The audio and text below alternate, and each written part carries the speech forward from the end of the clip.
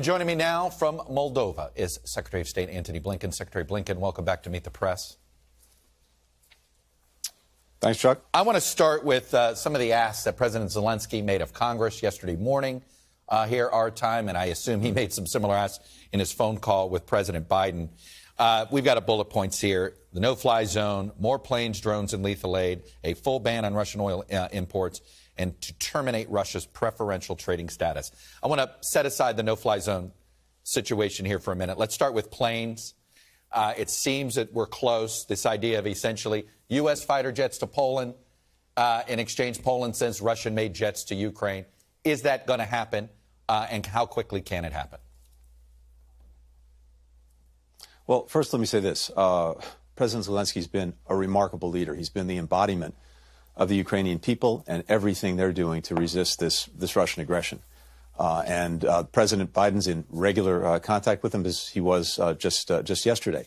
On this question of planes, yes, we're talking very actively about this, looking at what we could do to backfill Poland if it chooses to send the MiGs and the Su planes that it has to Ukraine, how we can help by backfilling what they're giving to the Ukrainians. So that's in very active discussion as we speak. You said if Poland, that's a Polish decision, not a NATO decision.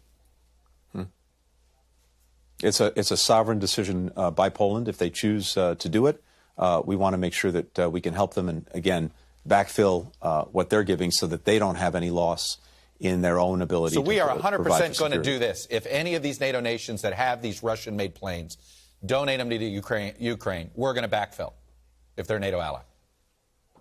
Well, look, we'd have to work through each case on its own merits. We've got to make sure we're able to do something if that's what a country is requesting in return for sharing the jets that they have. Let's start with the ban on oil imports. I know as late as last week there was still the administration was saying, no, we can't do the 100% ban. Has your mind changed? Has the administration's mind changed on this? Are you looking at a full embargo on Russian gas and oil? Chuck, I spoke to the president and the cabinet, the leading members of the cabinet, about this just yesterday from Europe, and we are now in very active discussions with our European partners about banning the import of Russian oil to our countries, while, of course, at the same time maintaining a steady global supply of oil. The actions we've taken to date have already had a devastating impact on the Russian economy. We see the ruble in free fall. We see the economy heading into a deep recession. We've already had a major impact, but we are looking, again, as we speak, in coordination with allies and partners, at this prospect of banning oil imports. So it's interesting you added the in coordination. We will not do this unilaterally. The United States is not going to do this unilaterally. A hallmark of everything we've done to date has been this coordination with allies and partners. We are much more effective across the board when we're doing things together in as close a coordination as possible. There are instances where we each do something a little bit different, but it complements the whole. So in the first instance, we want to make sure that we're acting in coordination. I'm not going to rule out taking action one way or another, irrespective of what they do, but everything we've done, the approach starts with coordinating with allies and partners. All right, and another way of ratcheting things up on the Russians is Zelensky suggested terminating Russia's preferential trading status, most favored nation status. Is that something we're considering? Look, Chuck, let me say this. There are a series of things that are out there that we're looking at to continue to ratchet up the pressure on Vladimir Putin for the purposes of getting him to end this aggression against Ukraine, to stop this war, to stop the killing, to stop the suffering. And there are, as I said, extraordinary measures that we've already taken. We said many months ago when all of this started, and we warned that Putin was threatening this aggression, we said if he pursued it, there'd be massive consequences for Russia. And we've delivered on that promise. You see it again in everything that's happening to the Russian economy. But if there are things that remain to do to increase the pressure, if he's unwilling to stop the aggression, we're going to do them.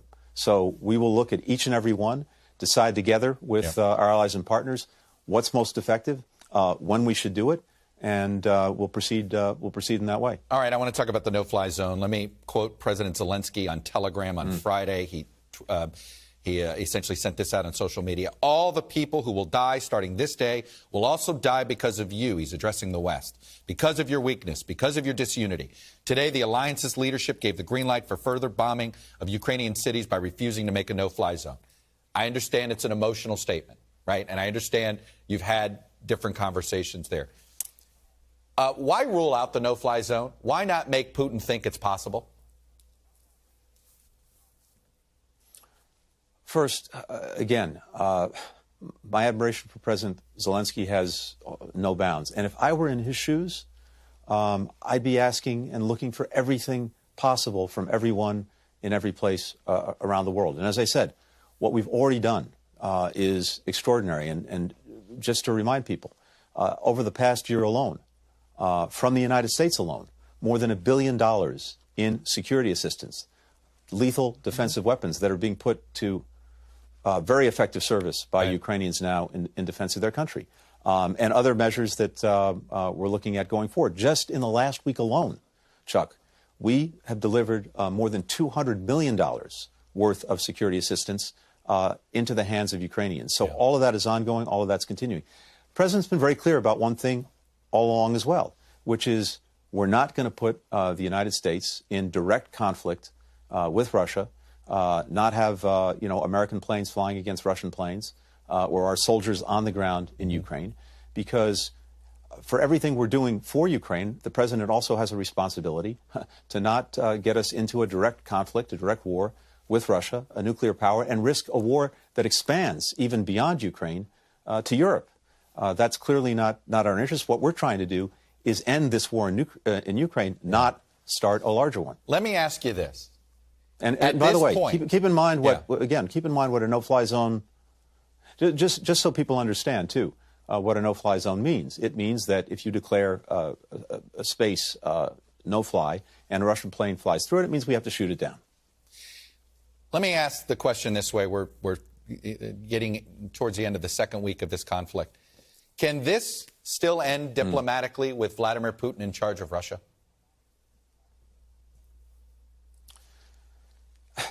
You know, how this ends is an important question. And I wish that we could see signs that President Putin was willing to engage diplomatically to bring this aggression to a close. Right now, we're not seeing them. He was on the phone, President Putin, with President Macron of France a couple of days ago, and by all accounts, according to the French, he's digging in and doubling down. And I think we have to be ready that this could go on for some while.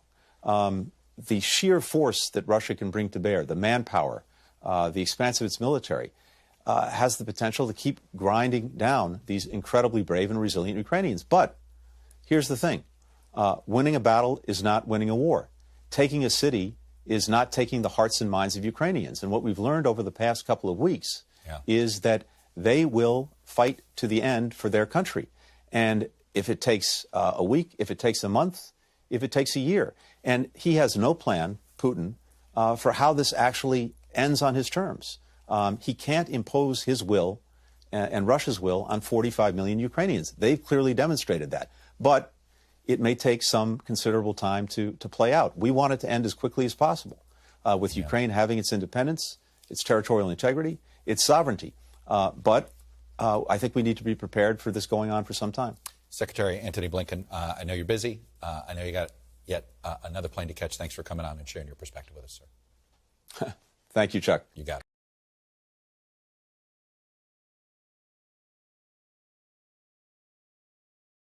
Thanks for watching our YouTube channel. Follow today's top stories and breaking news by downloading the NBC News app.